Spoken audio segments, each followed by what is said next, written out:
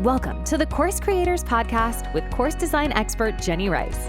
Whether you're an experienced creator or just starting out, this podcast helps build courses that resonate, transform, and make an impact. Each episode, we'll explore strategies and tips to help you create engaging, successful courses. Let's dive in. Hi, this is Jenny Rice. I'm very excited about our guest today for our Course Creators Podcast. We've got Stacey Gordon, who's a DEI expert. Welcome, Stacey. Hello. Yeah. Why don't we start with tell me a little bit about yourself and your background? So I have a pretty long background, so I will try to TLDR it for you all. I I love it. started in the legal industry. I've worked in the legal industry, the financial industry. I have worked in talent acquisition across many of those industries, worked as a recruiter for many, many years, and morphed into specifically focusing on diversity, equity, and inclusion within the talent acquisition landscape, and then fully within throughout the entire organization, mainly because of just the way that I have seen people are being, have been treated in the process when it comes to being hired, and when it comes to times for promotions, advancements, etc. So that's where I focus. I am an author. I wrote a book called Unbiased, Addressing Unconscious Bias at Work. I'm a LinkedIn Learning instructor with nearly 2 million unique learners on my courses on career and DEI related topics. And I, travel frequently, doing a lot of keynote speaking around the globe Wow. as it relates to these topics. What a great background. So tell me more about 2 million learners. That's amazing on LinkedIn Learning. Tell me more about your courses on there and what transformation your courses provide. So I have, I think it's 8 courses on the LinkedIn Learning platform, and they range, as I said, there's a couple on, the career side. One is on resume writing. One is on how to make a career change. I have a couple on specifically around recruitment, virtual recruiting, just released a foundational recruiting course. And then the others are specifically related to diversity, equity, and inclusion, around unconscious bias for leaders, DEI in recruiting, et cetera. And so I've been really, I won't say lucky. Well, and I always say that, luckiest are the prepared, right? It's where basically opportunity meets preparation. And so I had the opportunity to get connected to somebody who connected me to lynda.com, which is what it was before LinkedIn bought the learning platform. And so I've actually been a LinkedIn Learning instructor for about a decade now. So that has helped with, obviously, the course visibility. My own courses on my Rework Work platform, my company name is Rework Work.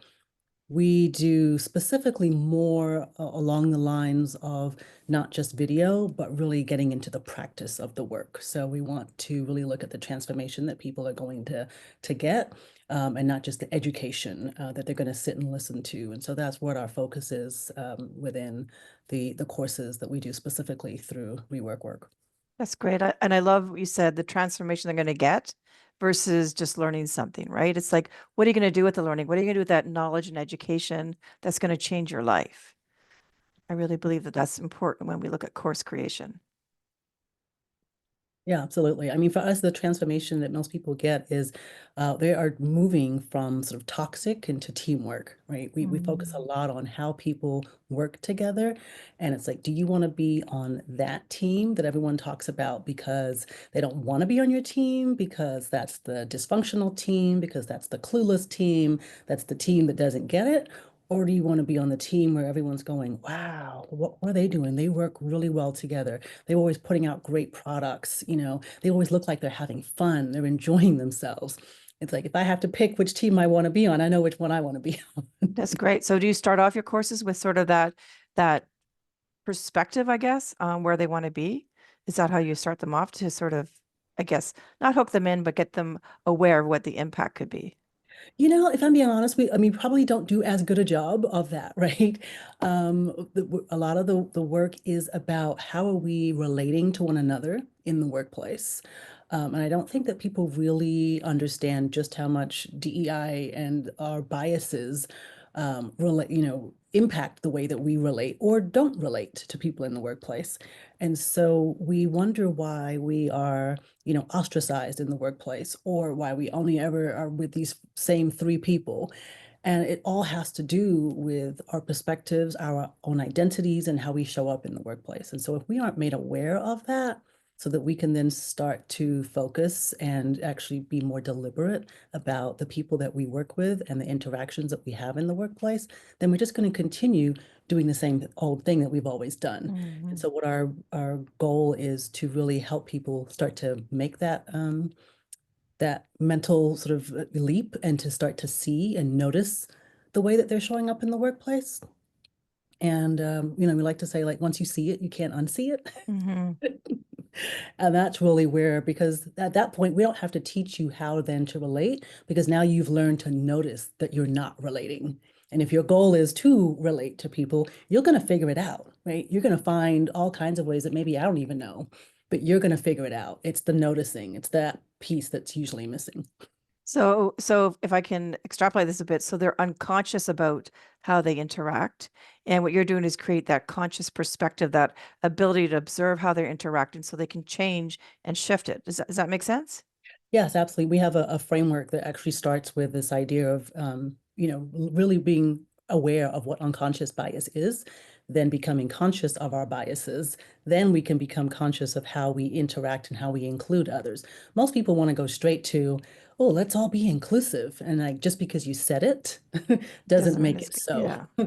So we have to go through these stages. And I don't think most people realize that there's actual steps to this. It's not just like, oh, I'm a good person, and so I want to be inclusive.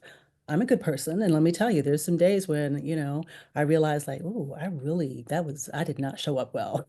But I have to be really cognizant of this, and I have to pay attention to how I'm interacting with others.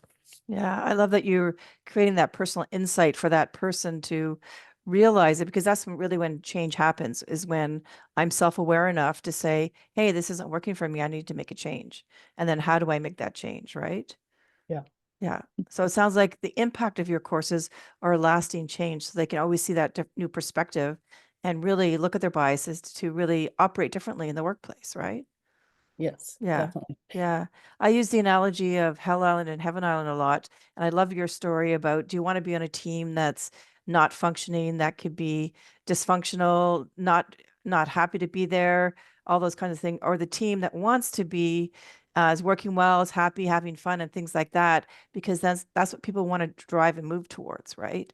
And that's, I sort of say that how to get from Hell Island to Heaven Island is you're taking them from that pain point to where they want to be. And once you get people onboarded to that boat or airplane, whatever it ends up being, people are really committed to that transformation then, because they want to get there. They want to see that change. They want to be that part of that group, which is great that you sort of bring that intuitively and in an undercurrent of how do we get there? Well, it starts with your bias. It starts with observing and then changing and then looking at it differently, right? So Yeah, yeah, absolutely. yeah, you must see lots of transformation in this.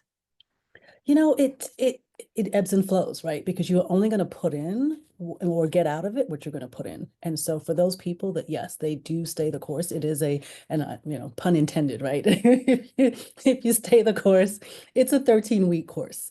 And people will sometimes say 13 weeks. And I'm like, look, I wanted this course to be 26 weeks. Okay. So be happy I cut it down a little for you. But the idea is that you're going to have to put in the work. And I think that's the other part of it. It's why we call it the work beyond the workshop, because there's work that goes into that. There's no skipping it. If you want to increase sales in your workplace, what do you have to do? You're going to have to work at it, right? If you want to lose weight, you've got to work at it. Whatever it is you want to do and be better at, you have to work at it. And it's the same with this. I think because it's a people interaction, right? People skills, we feel like we should be born with it and we should just innately know. And many of us do not. And we have to still work at it. Yeah, I love that. So people come in with the expectation is that it's not a magic pill. The awareness is going to happen, but you do have to put the work into to do it. So Yeah. And wonderful. it's like, I liken it to being like learning to ride a bike, right?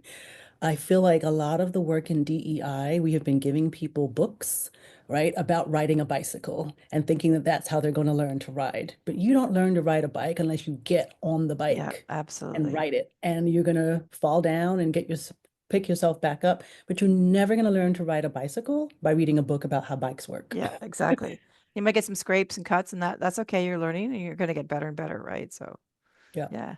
Can you share any challenges you faced as when you were developing or preparing these courses, and how did you overcome them? I mean, the biggest challenge is marketing, because and overcoming people's thought process about how um, courses should work, right? Especially in the corporate world, everyone has an idea of their bucket, and the course should look like this. And if it doesn't look like that, they're very reluctant to try it because they're like, well, I'm going to spend all this money, and we've done this in the past, and I'm like, yeah, you've done that in the past, and it didn't work, which is why you're talking to me today. So Hmm. why are you trying to get me to give you the same thing that we already know didn't work? And you're reluctant to try something new that will work. So that has been probably our biggest pain point because so many people are like, but it doesn't come in this little box. I don't understand. So it's getting them to understand the difference that it's going to take to get to where they want to be, right? In that happy group, working well, having fun, and that it does take work to do that, right? Yeah, it's like you, Yeah. you said, going from Hell Island to Heaven Island. My pain point has been getting people to actually want to try the boat when they have always gone in a car, right? Like, Okay, but that's a it's a good way to look at car. it. Why isn't it Yeah, a car? I don't understand. It looks yeah, different. Like, no, you're going to have to get in this different vehicle, right? right. To And get try you it on. Yeah. there. Yeah. Well, it sounds like you articulated very well the benefits and the goals. And then, you can tell people, you have a choice. You can get on the boat or you can stay, in the parking lot looking for the car, right? Yes. It We, becomes a we do a lot of choice. those parking lot analogies. We talk a lot too about, Oh, do you know, you? the beach, right? We talk about like the doing this work. There's people who have their toes in the sand, and then there's some people going to dip their toe into the water, and then some are going to wade out, right? And actually swim. And I jokingly tell some people, I'm like, yeah, and some of them are still in the parking lot. They haven't even made it to the beach. Right. And are they happy, right? Is their life changed at all? Yeah, very true. So it's great. Good insight. So as we end this podcast, any tips you have for other course creators? I mean, I will say, I think you have to stick with it. Too often we try something and we give up too early because it's like, oh, they didn't immediately buy and spend all this money. I was expecting that this was going to be the outcome, and you didn't get that right away. And what I find is that people will try things, especially in the corporate side, right? That the sales cycle is long. So they will try, they will look at it, they will, diddle around under the hood, and they'll go away, and then they'll go to a different company, and then they'll come back and say, oh, we talked 18 months ago and now we're ready, right? So that is sometimes the hardest part, is being able to stay in the game and having longevity. So being patient with it and seeing the vision of that, right? Because some people take time to come to that awareness, right? Absolutely. Yeah, no, it makes sense. And I think that brings into your previous comment about marketing it and having people understand that this is a boat, not a car, but it's going to get you to where you want to be, right? And I think people need to want it well enough to say, I'm willing to try getting in the boat. I don't really like water, but I'm willing to try it, right? So Right. yeah, it's safe in the car, but I'll try the boat. And I'm a big sailor, so I think it's easy to step into a boat, but can understand why some people don't want to. Right. Wow, I love what you do, and I love the impact that you're having, and that your perspective of the how you want to help people, and that it's not a quick fix, that it does take work, it does take time, and even the lead time to get people on board might be there too, and that you have that long-term vision, which is great. Absolutely. Thank you. Yeah. So thank you for all those insights and examples. It's been really, I've learned something, so I appreciate that very much. Yeah, That's what we all are supposed to be doing, right? We're always continuously learning. absolutely. Absolutely. So thank you so much for being a guest. Really appreciate it, Stacey. Thank you, Jenny. Yeah.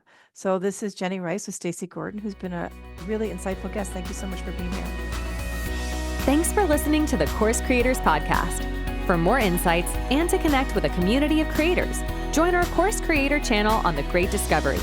We offer both free and premium memberships. Check the link below. Until next time, keep creating, inspiring, and transforming lives.